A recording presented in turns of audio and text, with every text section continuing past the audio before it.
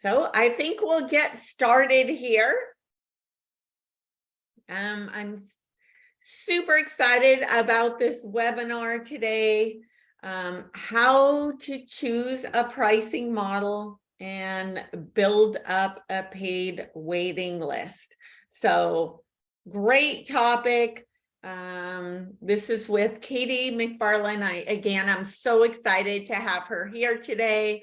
She has so much knowledge. I am really excited about that. This is part 2. We did a part 1 and we talked so much about, how to choose a pricing model that we actually didn't even get to building up a paid waiting list. I know a lot of you really wanted to know about that. So we have a part 2 here. Just some housekeeping. If you have any questions during the presentation, type them into the chat box and we'll answer them at the end of the presentation during the Q&A. We do have Taylor on board too. Katie and I are going to be talking, but we do have Taylor on board. So she might be able to answer your questions, or she'll keep track of all of them to make sure that we answer them at the end of the, during the Q&A. If you haven't met us before, I'm Debra Scarpa. In the photo next to me here is Ashley Blazing. She is our operations manager. We are from Home Designer Marketing. We help interior designers transform their brands to get found online, win their dream clients, and work smarter by streamlining their processes. Our team guides your business to success with custom branding, logos, websites, local SEO, social media, email marketing, and improving processes. So we totally transform your business online to get those dream clients, get found, and get your time back by getting those processes together.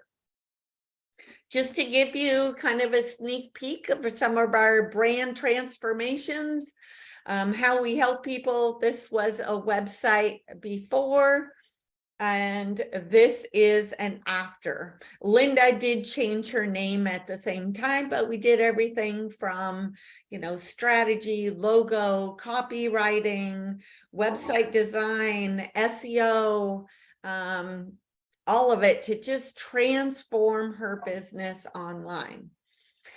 Here is another one before and after. So it doesn't matter what style your work is, your website, your online brand needs to reflect your style. I want them to look at your website and feel people are making an emotional purchase when they're buying from you. I want them to feel, wow, I am so in love with her. I want to buy, I want to hire her no matter what. I am so in love with her. Think about when you go shopping and you find something you're totally in love with and you're just have this gut feeling of, wow, I love that. I don't care how much it costs. I want that no matter what. That's the feeling I want them to get from your website. And I'm going to let Katie here introduce herself. She's definitely a rock star. Super excited to have her here. Hi, everybody. I'm Katie McFarlan. I own Dakota Design Company, which is not a design firm, but it's an operations consulting firm. Me and my all-female team work exclusively with luxury service providers like interior designers and wedding planners, and we help them essentially streamline their processes for how they do work with their clients. And what that does is it then makes everything easier on the back end when they do decide to bring in a team, or if they just want to do it on their own. And then it also makes all the marketing and everything on the front end much easier because they know exactly who they can help, how they can help them, how to price their services, all of that. So what's unique about my company is that we do the consulting as well as the hands-on done for you implementation. So my implementation team actually jumps in to our clients, program software, all of that, and sets things up for them. So it can be a really hands-off experience if our clients choose that route. Excellent. Again, we're so excited to have you here. Thank you. Today's agenda, how to choose a pricing model and build up a paid waiting list. Again, if you just came in, this is part 2. So we're going to be focusing more on, building up a paid waiting list. If you did miss the first webinar, we do have a recording of that. Go back and watch that. So choosing and simplifying your pricing model so you can become more profitable and have the ability to book out a paid pipeline of clients. We'll be discussing everything from handling capacity to design fee billing logistics. I'm just going to go through these slides quickly to touch on the topics of how to choose a pricing model so you know what information will be in that recording. We have that, logistics of design fee billing and when to collect, pricing mistakes, not charging appropriately for design fees or products. Another pricing mistake is, the contract is the first time clients see pricing. So tips on that, tips on not charging at the right times, overcomplicating the billing process, so much great stuff. Not including your billing policies in your contract, not specifying what's included in flat fee proposals. We went over so much stuff. Pricing based on the client's budget, not your minimums. Marketing the price or the discount, not the value, just tips on that. So we're going to get into today building a paid waiting list. If you do have questions for Katie about the other topics, we will have a Q&A at the end. Feel free to put them in chat and we'll try to see. I know there's a lot of people here today, but we'll try to see if we can answer them. Okay, so building a paid waiting list. Know your project timelines. So give us some tips on that. Yeah, so I think when I say build a paid wait list, so there's a couple different wait list variations you could have, right? So you could have a wait list where people are just signing up to be notified when you have openings. You can have a wait list where people have already paid, they've seen a contract, they've paid and locked in their future start date with you. Because again, most of the clients we work with, they're not starting projects right away.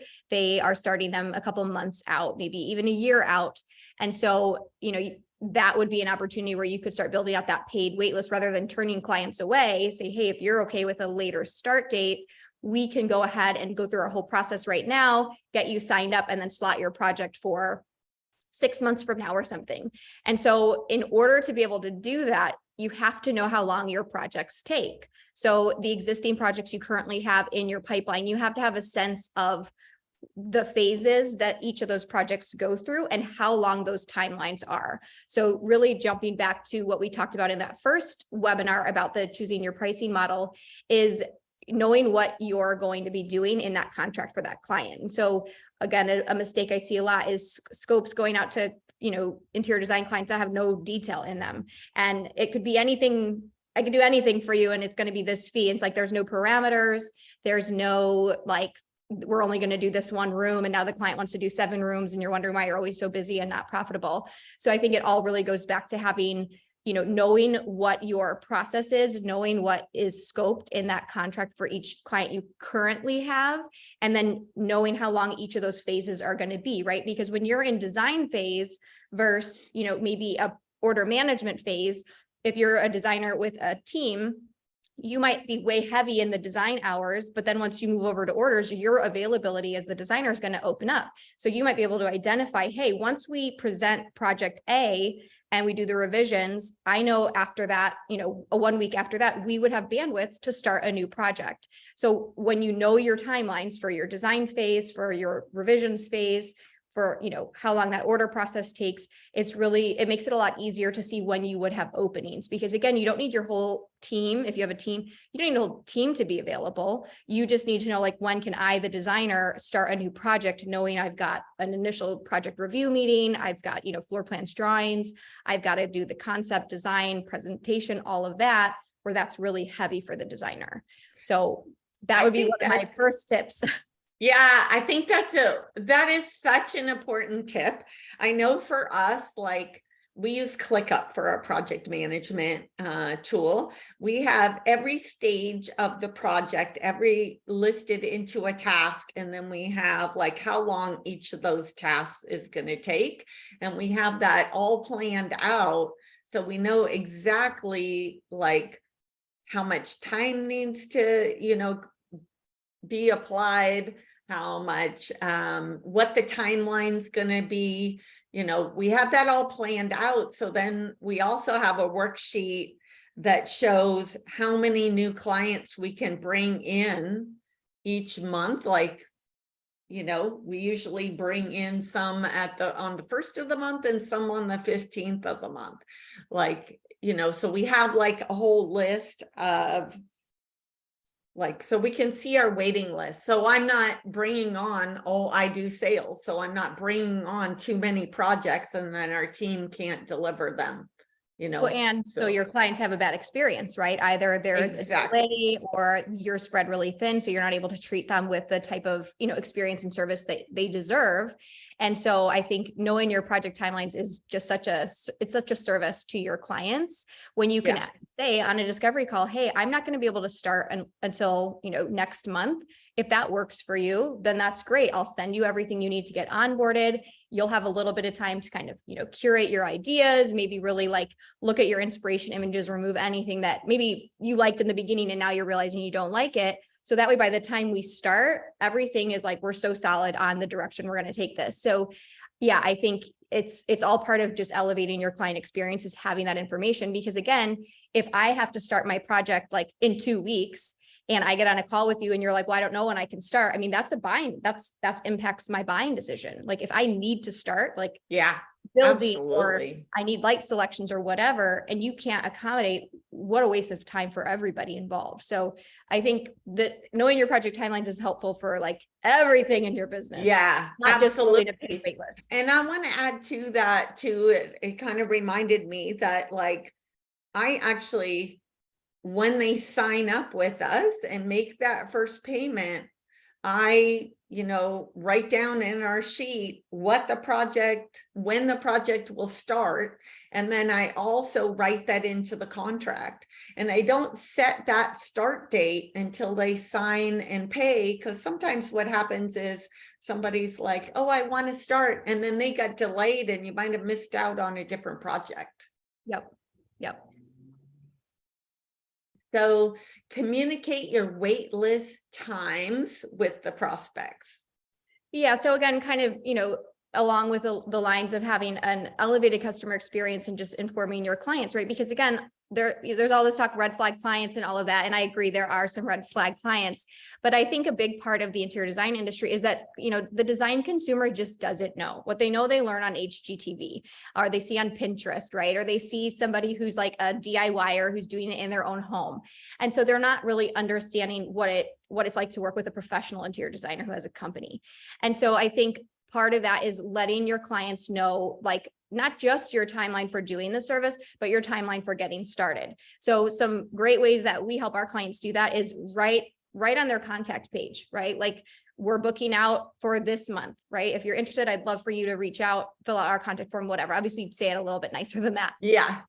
in your FAQ section on your website or in your social media, you can have a question, we're like, when should we book an interior designer? And that's when you can start to say, hey, our process takes 8 weeks to get from, concept to your, our first meeting to where we're presenting. And then from there, there is going to be the implementation. So a typical project is 3 months, 6 months, whatever. If you're wanting to get started and you have a summer start date, it's reach out today, because we want to make sure we can accommodate your timeline and, your deadline, your goal completion date.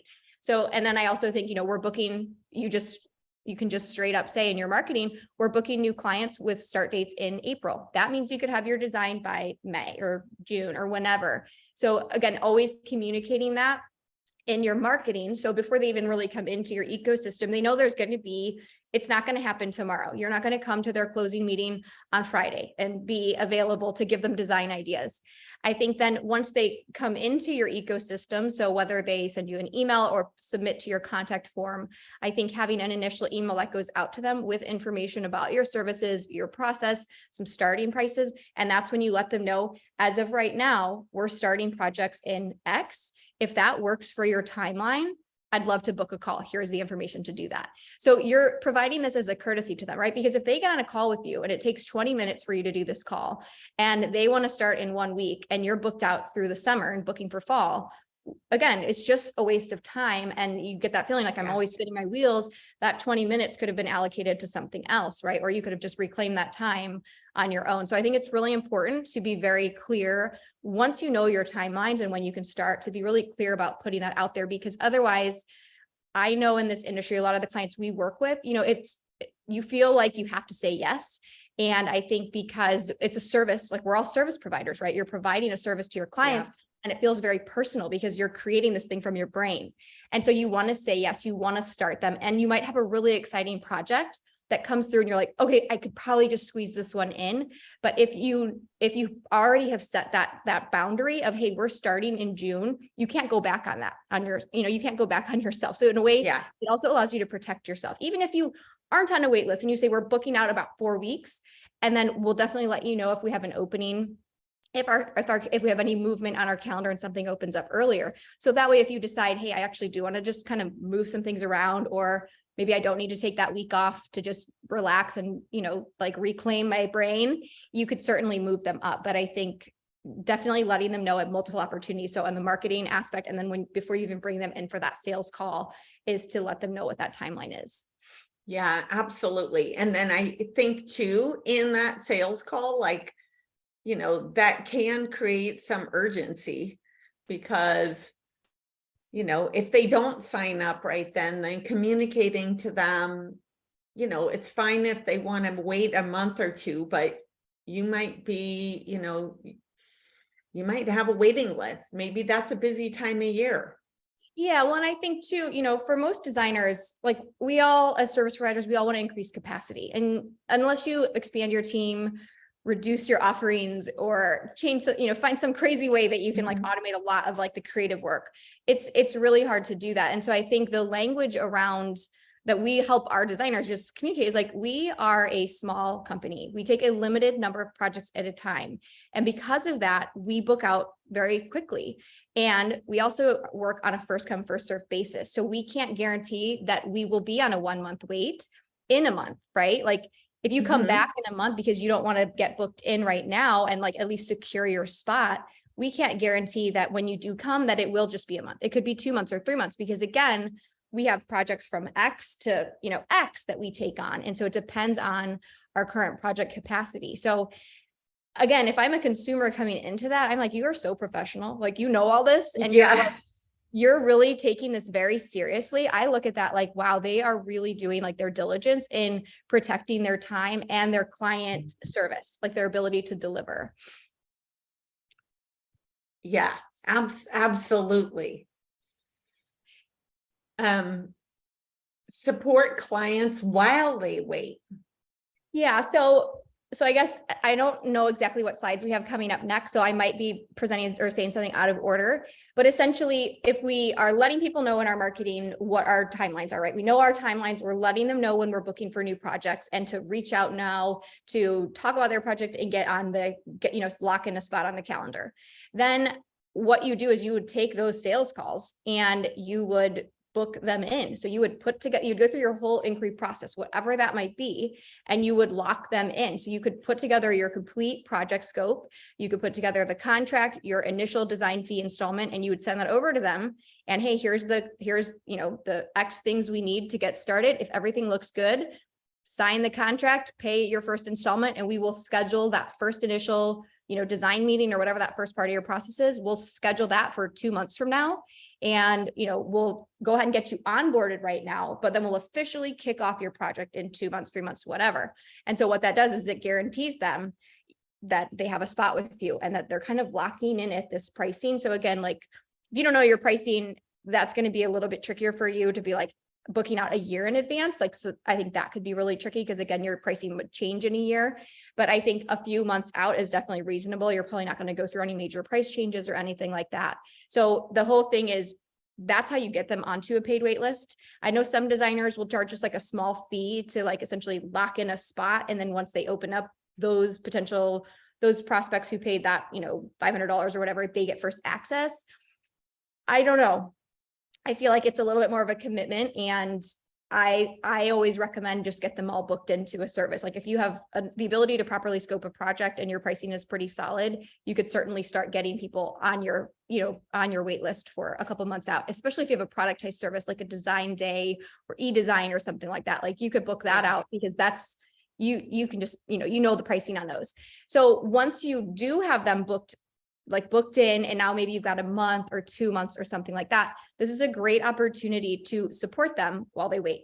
So I have some templates in my company that we sell and that we use with our clients. And essentially it's a series of emails that you can put together that support your clients and that, really bring them into your company, really welcome them. So you onboard them. And then you let them know, hey, over the next couple weeks or months while you wait, we're going to send out just a few additional emails with some information about the company, our process, and then some, reminders. So you know exactly what to expect once we finally do start. Because one thing to remember is if you book a client in today and they start in 2 or 3 months, like they will not remember what the process is. They won't remember what you're doing. They won't remember what you told them when they were so excited, right?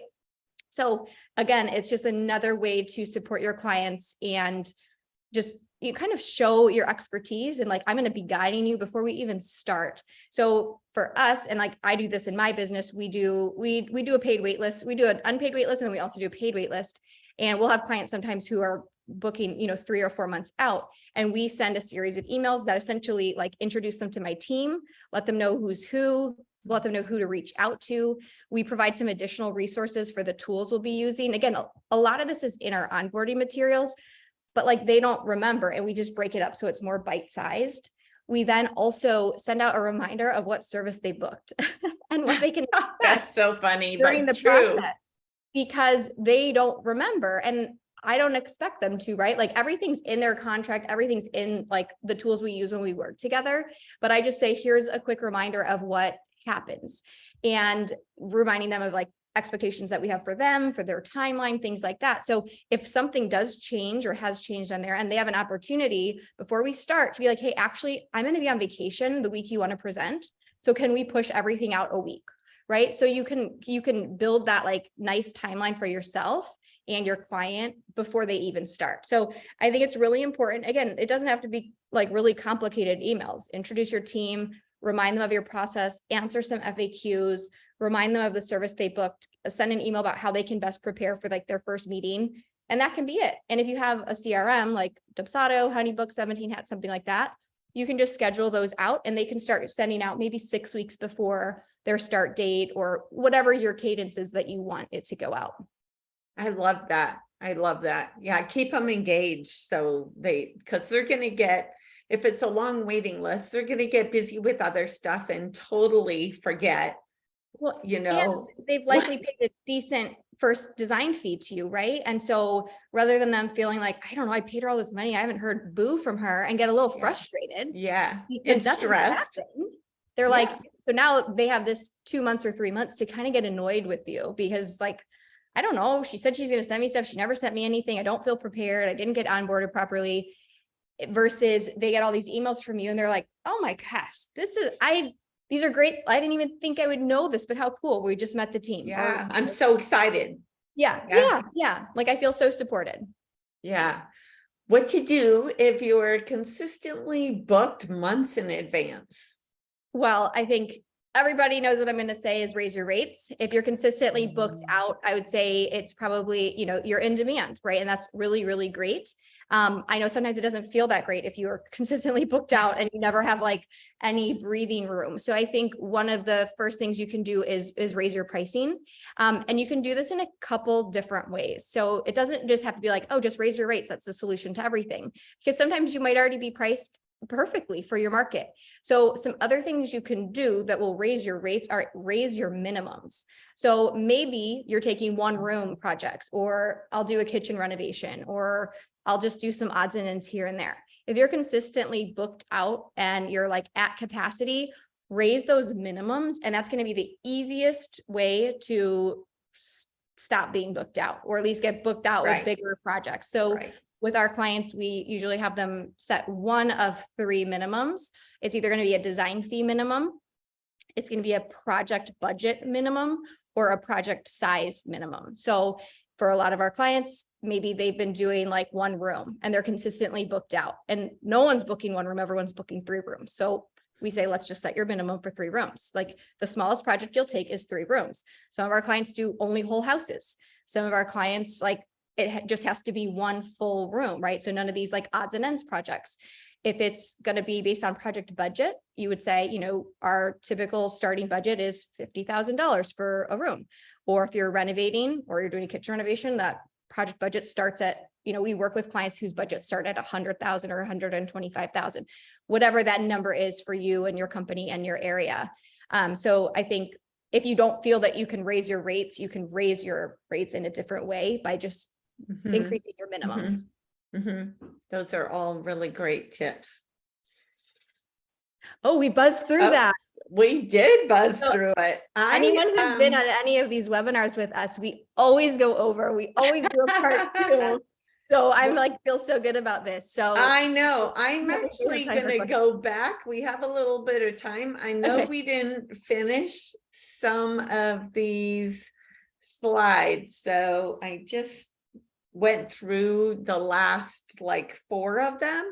Maybe we could talk about this for a moment and then we'll get to some Q&A. But I know we, kind of did a deep dive into these slides, but we didn't get through all of them. So pricing mistakes, not including your billing policies in your contract. So not an attorney, however, I read a lot of contracts and make some suggestions for my clients. I was previously a wedding planner, and part of what I did in my wedding planning role was I would review and negotiate contracts between my clients and their vendors. So I do that as part of our service and make suggestions. And obviously then they take their contract to their attorney and have that reviewed by them. One of the things I see a lot is like contracts that don't have any policies in them about billing, like when billing happens, how billing happens, when payments are due, what happens if you don't make your payments. It's very strange to me that like, that's kind of like sales are the foundation of a business. And to actually have that not as part of your contract is really, really bizarre. So I think it's really important to, know what your billing policies are. So if you're billing hourly, are you billing once a month? Are you billing every 2 weeks? Are those invoices due are they due upon receipt? Are they due within 7 days? What happens if they're late? Are there late fees? Do you stop work? Like what happens? Furniture pricing or furniture payment policies, like how do you collect? When is it due? What all is collected at time of collection? Like when are receiving fees due? When is shipping due? All of that. And then if you have installments, so if you do flat fee and you do installments, again, having those installments listed out of when they're due, what happens if they're late, all of that. So it sounds like simple that I'm even saying that or having to talk about it, but we do see in some contracts, there's just not a lot of policies around billing that protect the designer and give clarity to the client of like, hey, if you don't pay me, we're going to go ahead and stop working. Like you can't just accrue, or I see 30 days, you can be 30 days late paying an hourly invoice. So I'm like, wait, so you've done 30 days of work, not getting paid. Yeah. And then you're going to sit and do another 30 hours. So you've just given them 60 hours before, or 30 days, right? 30 days of work. So I think like it has to make sense for you to like do business like that. So definitely have to have billing policies in your contract as it relates to your design fees, late fees, how they can pay you, what happens if they don't pay you, how they can pay for furniture, things like that. I think those are really great tips. I know that a lot of the designers that we work with, some of the problems I hear over and over are, about not making enough, or scope creep, or, not getting paid for projects, all those problems. One of the things that I do, which I think is really important, is I actually, in the contract, I have a page on, I have a section on terms, and I like to go through each of the items in a meeting with the client. So I don't just send it to them and expect them to read that part, because a lot of people won't read it. They'll just sign the contract and they haven't even read through the price, the billing policies. So I like to verbally go through it, with them. And so I want to make sure that they've heard it and they've touched on it, and they're not just, signing the contract without really understanding what they're signing. Exactly. And I think it's an opportunity too, because again, it's typically a lot of legalese and people aren't like me where they're like, I want to read this contract and actually see what I'm signing. But you can also, yes, they sign the contract, but then also you can reiterate some of these policies in a more like friendly and beautiful way by including them in your welcome guide, right? When you onboard the client, here's just a reminder of our billing. Here's how it works from here on out. You've already paid your first installment. Your next installment is going to be due, by X date. You can have all of that information in there. Furniture is due 100% before we order. Whatever those policies are, you would have them in that welcome guide that they get. So again, they see this beautiful branded guide from you that has beautiful pictures, and they really want to read it, right? They're a little bit more interested than just like a text only contract. And then as you go through your process, you just simply remind them of what's coming. Hey, we're coming up on your presentation day. As a reminder, the second installment of your design fee will be due. I'm linking that invoice here. That's, you can bring the check to the meeting or you can pay it online. And here's what's next, right? So they're not going to remember all these things. And it's just part of, running a business is having that money conversation. And like, if you put it in your contract and you put it in your welcome guide, they're not going to be surprised when they get a bill from you before presentation for, 10 grand. Like, okay, here's the balance of your design fee. Like they are already going to be expecting that because you've told them multiple times in different ways. Yeah, I love that. And, even like when I go through everything, like in the contract, when they're in a meeting, I love what you said, like in a friendly, just short, kind of like not reading the whole thing word to word, just kind of say, this paragraph is kind of touching on like these points, right? Exactly. So you're just kind of giving an overall summary, just so they understand the gist of it. Yeah. And I think if you have, again, some clients will have like a proposal meeting where they review the proposal with the client or the contract in person, and they can answer questions and go through it. And that works if that works for you and how you do business and your client's availability. But I think also another opportunity is at your first like client meeting. So once they sign and pay, you go to their client meeting, you do their kickoff, measure, take pictures, all of that. And if you have somebody who comes with you to those meetings, what a great opportunity for them to go do measuring and you read through the contract and see if they have any questions. Oh, great tip. So that could be an option, or your design assistant can read through the contract with them while you're measuring, so you can measure like without them bothering you, Yeah, I think that's a great tip on how to manage that. Not specifying what's included in flat fee, proposals. Yeah. So, okay. So we see a lot of contracts, and obviously when you're doing an hourly contract versus a flat fee contract, I think there's a little bit more room in an hourly contract to not be quite as specific. However, I think that you should just always be very specific to protect yourself from scope creep, because you can have it on hourly, I think even worse than on flat fee, because your client's just think, oh, just one more thing. It's just one more hour. And next thing you know, you're doing like 3 extra rooms and it's very discombobulated. Doesn't feel good for anybody.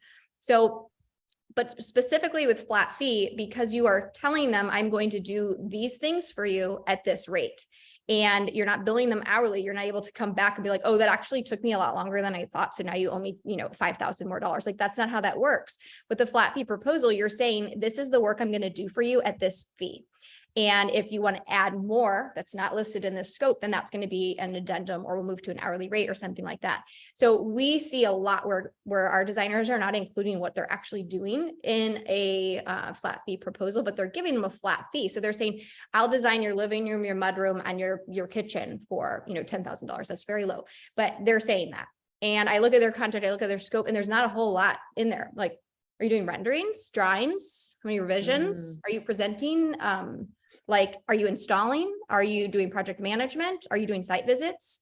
Are you like are you going to bring accessories and style the space at the very end?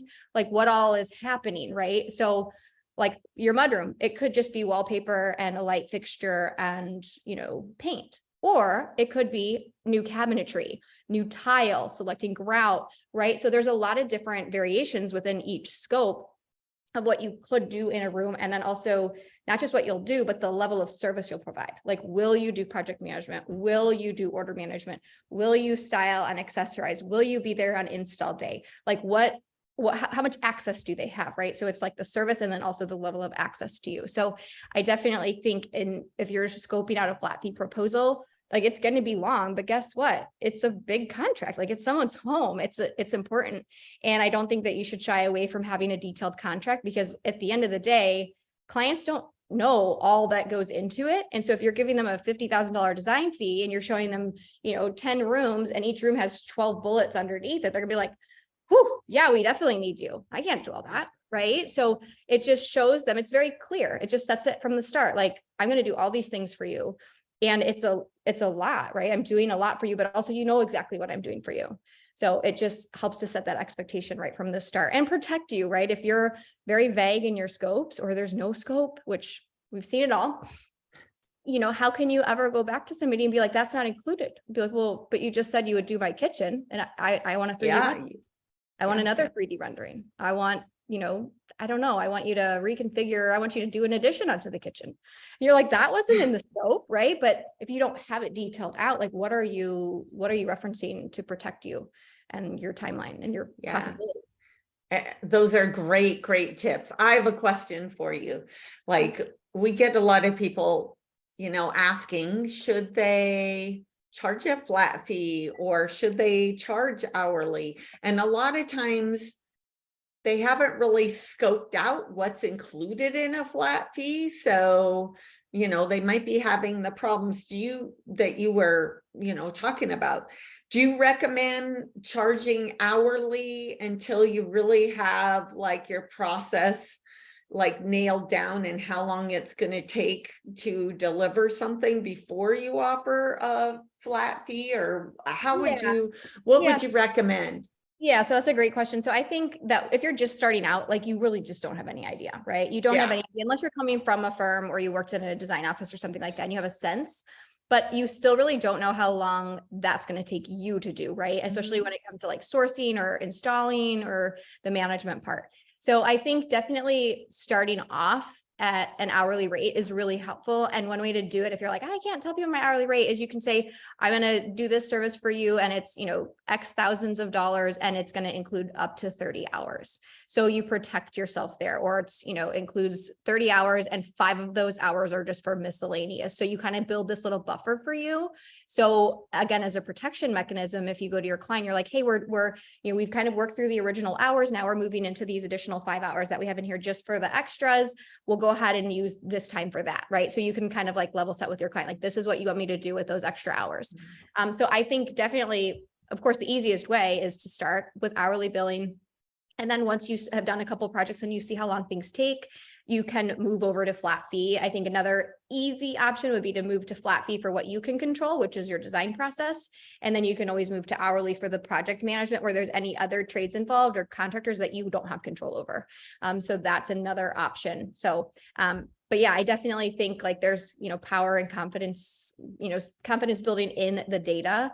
And if you go through a few projects and like, hey, I know that it takes me, 6 hours to design a room, and I know it takes me an hour to prepare for presentation, you start to feel really solid that like I could charge, I don't know, X thousands of dollars to get to that point for one room.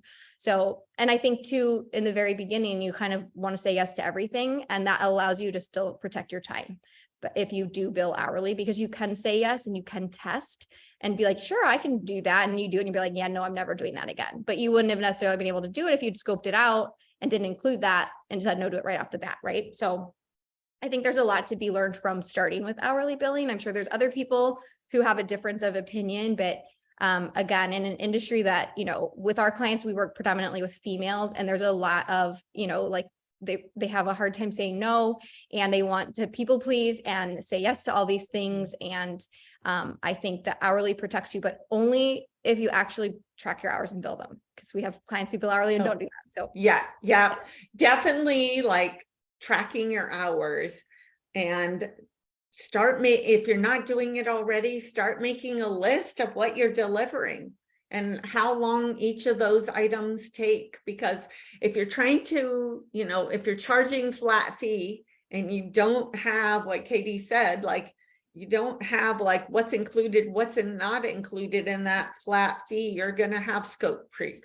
You're going to have a problem, working on that project for months.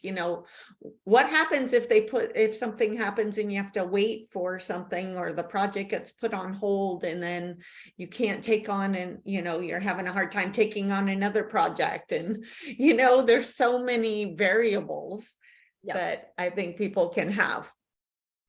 So pricing based on the client's budget, not your minimums. Yeah. So, I'm all about running a business that makes sense for you. Otherwise, you probably shouldn't be running the business in the first place, because you could just be an employee and it'd be a heck of a lot easier. So I have seen this, and I've had some clients ask this, well, what if their budget is smaller? Like, how do I price it then? Well, it matters what their budget is, as long as it falls into your minimums and the projects that you are willing to take. If they have a smaller budget, then you are going to be able to get them a good result that's on brand with your company, and that's the type of work you want to do. Like, you shouldn't change your pricing because their budget is smaller. So this is like twofold. One, I know some clients actually do base their bill, like if it's $1 million project, they're going to get $100,000, and they do that. But I don't necessarily think that that's an appropriate way to bill, because it doesn't account for really anything. Like, I could have $1 million project and I could be an amazing dream client and I never need you, and I make decisions quickly and everything's easy and the contractor's perfect. I could have $1 million project and I could be a nightmare. I could take forever to make decisions. I could need multiple revisions. I could have a contractor who drops the ball all the time, doesn't ever have boots on the ground. And I mean, we look at this data with our one-on-one clients and we can see the difference between a good client and a good contractor and a bad client and a bad contractor could be $100,000 in fees. So I think that that's really hard to set a budget or a price based on the client's budget. And second, why am I going to build my business based on what you can or can't afford for this project? My fee is my fee, right? So if it's not within your budget, then it's just not a good time for us to work together right now. Or maybe there's a smaller service that this client can work in.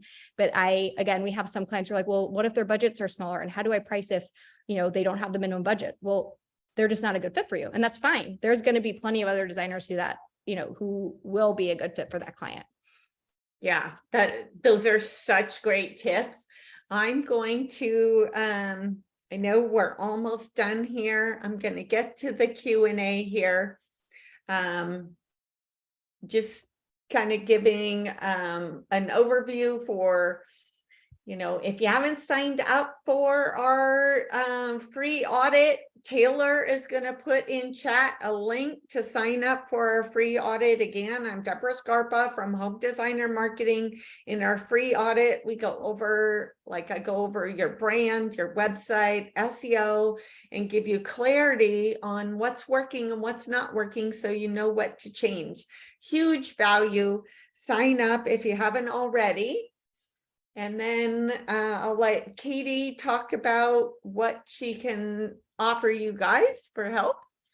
Yeah, so we have a client experience blueprint. It's just a complimentary download. It helps you kind of walk through the different phases of your process and identify where you might have gaps. So you can go to dakotadesigncompany.com/HDM and grab that download. And then you'll be added to my email list where we send out an email every week with like industry resources and tips and articles that my team and I write. So we would love to have you on our list. I love that. And this has been such a great conversation. It's always super educational having you. I love having you. Let's get to some Q&As. So let's see here. And you have the chat open, right? So feel free to put in chat any questions that you have. All right, do you want me to just start going through them, Debra? Yeah, Okay. Go through them, and just let me say, we can send out a link to the first presentation. We'll do that in the email. So Angela asked, would you indicate on your website that you operate on a wait list, or would that risk losing potential clients?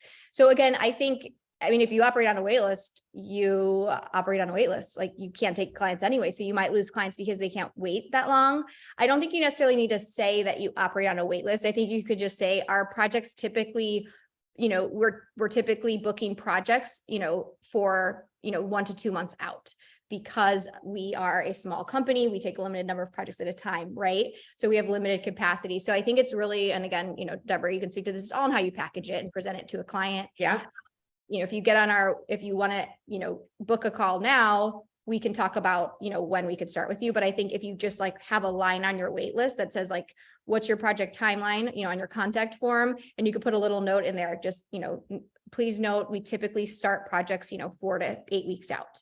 So they know that right when they're inquiring that there is potentially going to be a wait for you. So I don't think you have to be like, we operate on a wait list. Like, that feels like, oh, I don't even know what that means, but more that there's typically going to be a little bit of a wait to start. It's generally 4 to 6 weeks or 6 to 8 weeks. And we'll let you know that once you inquire when we are taking new projects. So, if the timeline makes sense. Yeah. And let me add to that. So the more, like, if you want to have a lot of conversations and make sure that you get to talk to everybody to make sure that you get those bigger projects, then having like, less roadblocks will get you more conversations. If you are really booked and you always have a wait list and you just don't have the bandwidth, to have a conversation with everybody, then putting more roadblocks up, like, my project started a minimum, I have a longer wait list, those type of things are you're gonna generate less leads. So it is a strategy of like, if you're just starting out and you're struggling to get enough clients and you're on a roller coaster, and you probably don't want to put those roadblocks up. But if you're established business and you're always super busy and you just don't have the bandwidth to talk to everybody, then maybe you do. So it is a strategy of like, where are you at with your business? Exactly. Yeah. And I think it's just, there are additional screening tools. Some people don't care. They're not going to pay attention to it. They're still going to come and be like, I want to start tomorrow. So yeah, it's just another opportunity for you to screen someone before they get any of your one-on-one, attention or time.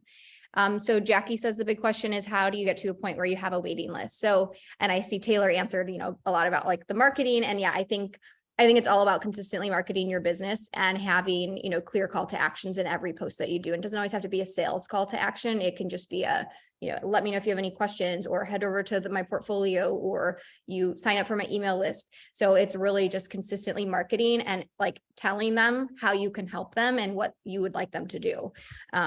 So yeah, absolutely. And what I see happens a lot of times is people aren't consistent marketing, because what happens is they're busy with the project. Maybe they're doing the marketing themselves. They're doing social media or email marketing, or, or they're trying to get found online. I find it really, like, I don't think it's possible for somebody really to do SEO on their own. SEO is so much more complex than people really think, but doing some type of marketing monthly to drive those leads. Otherwise, what happens is you get super busy in a project and you don't have time for marketing. You finish that big project, and then all of a sudden you don't have any leads or any business for a few months, and that eats up your profit from the big project that you just had.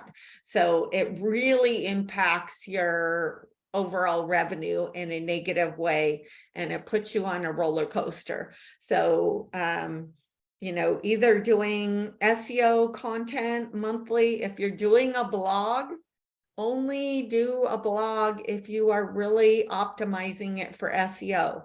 If you're not doing that, then I don't know, it's kind of a waste of time, because Google's not going to recognize it as well as it should, and you're not going to get the results. So, either doing something, consistently to get those leads in the door. I had a mentor once, Jonathan, and he was amazing at sales. And he would always say, sales is the driver. If you're not doing enough marketing, you're not having enough conversations to get the sales that you need, to get the projects you need, to get the revenue you need.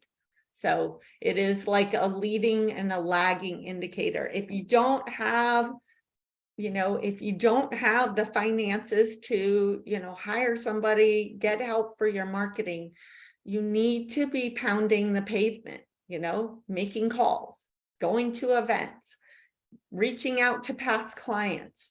Like there's, posting on, getting some social media software so you can schedule out, block some time every week to schedule out some social media posts. But doing something, I see that as one of the biggest mistakes that people make, is not doing things consistently. Yeah. And I think if you have like that feast or famine kind of mindset, or you do have these dry spells, it's because you're not marketing consistently, because you get slammed and then you don't market. And so it's as easy as honestly setting up a scheduler like later tailwind or something, and just building out your posts. And you guys are really fortunate in the fact that like your work really does speak for itself, and you are able to leverage your imagery really heavily and have smaller captions. And I think, that is then twofold, is really, how to book out this waitlist is really showcase your best work. So if you want these really amazing projects, only show those projects in your portfolio, and go through every year and remove anything that doesn't speak to the type of projects you want. I have some clients who come and they're like, I want these bigger projects, I want to charge these fees. And they're like, but I'm not investing in photography, it's too expensive, nobody cares. I'm like, okay. And that's why you are seeking that goal and you don't have it yet, because you have not prioritized putting those photos out that the clients who want that result are going to come and be like, I want that. And you're like, perfect, I can do that. That's what I do. So it's absolutely. Photography is so important. I can't emphasize that enough. Like if somebody comes to us and they want us to market their company and they don't have beautiful photos, the results are not going to be, as good. There's just, the photography is super important. Yep. And there's ways to get good photos if you don't have a portfolio yet. I wrote like a whole article about this on my blog, is like, do brand photos, go see, go to a local showroom, ask them if you can grab some photos of you working or doing a flat lay or meeting with a friend or talking on the phone or whatever, just to get some professional photos, right? And do your own house, like style some vignettes, whatever you need to do to have high quality photos on your website is going to be that showcase your brand, your style, all of that. We've had a lot of clients that are just starting out and they hire a photographer to come in and do their own house. Their houses are beautiful. They're designers. Okay, there's some more questions here for you. Okay, so Lena says, how many pages is a usual contract? So again, it really varies. I'm not an attorney, but I would say we usually see anywhere from like maybe 6 to like 15 or something like that. And again, a lot of it's going to depend on how long your scope is. And if your scope is part of your contract, or if it's a separate like addendum or exhibit or something like that, that you're referencing within the contract. But there are just standard legal terms that are going to be included in every contract. And I actually see a lot of designers who are like, I don't need those. It's too serious. My clients are going to get scared away. But like, those are the terms that kind of protect you. So I definitely think like before you make any legal decisions, consult with an attorney in your state on what you do and don't need to include in your contract, because it just takes one client to go bad or one bad thing to happen that's not the client's fault and not your fault for you to like really lose a lot of money. And so I think it just makes sense. And again, why would you not want to establish yourself as a professional right from the start? Like I have an attorney, and when we change our contracts, I reach out to her and she helps me make sure my contracts are in order. And that is just part of what I do. I feel really good sending my contracts out. I'm never like, oh, I hope this person isn't an attorney reading my contract, you know. And again, we have a lot of clients, and I know as designers, you guys work with clients who are attorneys. Like, how nerve-wracking to send out your contract to an attorney knowing that like you could have found it on a Facebook group or something like that. So I would say like 10 to like 15. And again, if your scope is really long, you're doing full new construction and furnishings, it's going to be obviously a lot longer because that scope is going to be a lot longer. So now we just have a few more minutes. So let's see, Tarsha, sometimes I'm confused between proposal and contract. Should you have both? So I kind of use the term intermittently, but I know that there's very specific like terminology for it. So sometimes I like to say proposal because it seems like just more like elevated than a contract, but a proposal would be essentially, it could be like your like invoice. You know, so again, I personally, the way I recommend it to my clients is I want it to be as easy as possible. And I want there to be as few roadblocks for the designer as possible. Like, I don't want them to feel like they've got to put together some 30-page proposal with like images and like feelings and like words that they're going to send to their client and then also have the contract.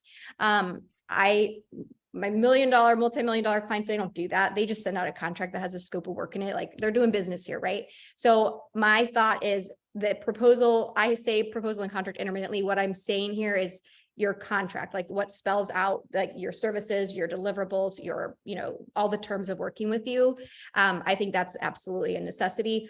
Proposal, I would really reference more as like, that's going to be the invoice for the design fee, or, you know, like if you have like a separate I guess what I'm saying is I use proposal and contract intermittently, but what I really mean is contract or like letter of agreement or, you know, scope of work. So agreement. I know we only have a moment left. I'll just answer Jackie. Google business profile, like that is a huge opportunity for anybody. Like, you know, Google reviews, having your Google business profile optimized.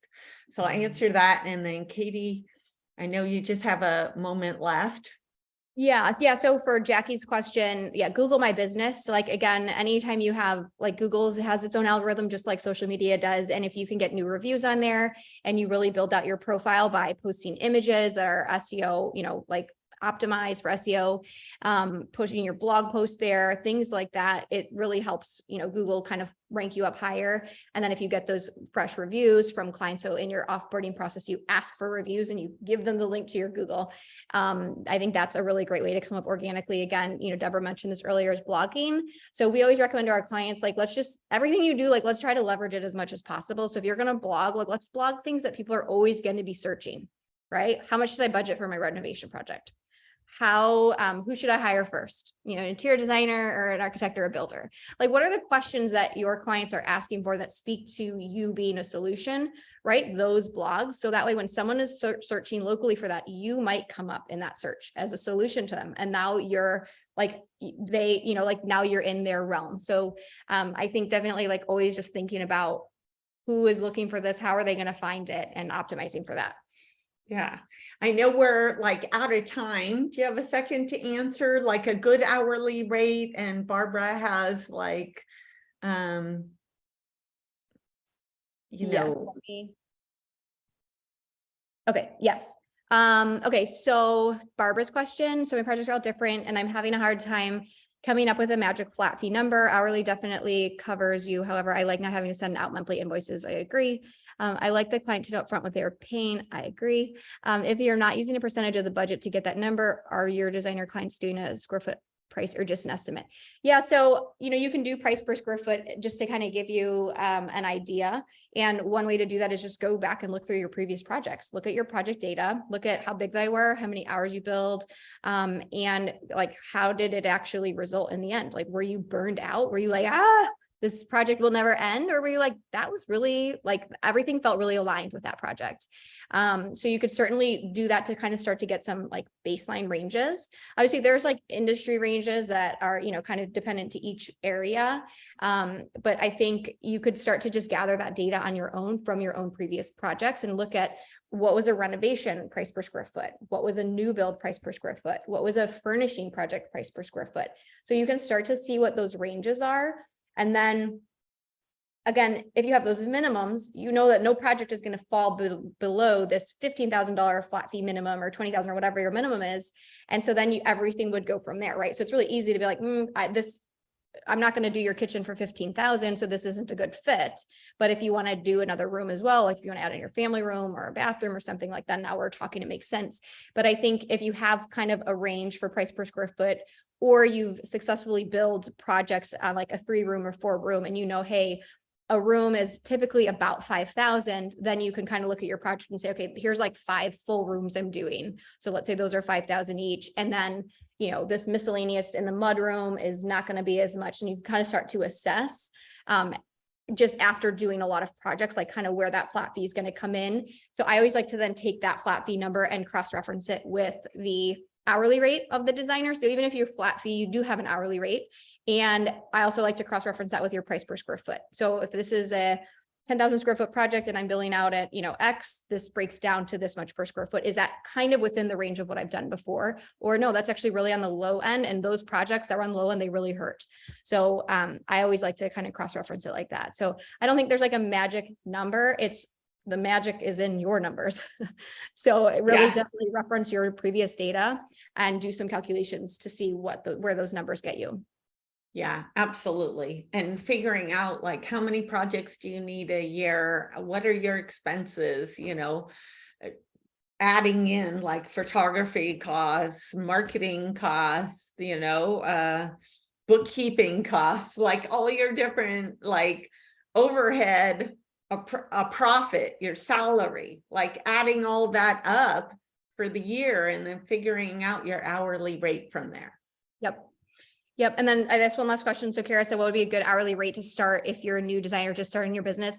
So that's really hard to answer. I don't know if anybody wants to jump in and add a number in the chat, but like we see such a wide variety of ranges for designers just starting out. And obviously before they come to us, they're probably previously had started at an even lower rate, right? Because we're seeing designers who, we do work with new designers, but designers who have at least been doing it for like a little while. And so there may be at a higher rate, but I mean, I don't know, Deborah, if you have insight into that. I don't necessarily want to like give rates out because I don't want to like make anybody feel bad if that's their current rate and they've been doing it for a long time. But I definitely would say like, I don't know. I don't know if I feel comfortable sharing numbers. No, I definitely have an opinion about that. I really think that it shouldn't be set on what other people are offering. I mean, it should be set on what your expenses are, how much,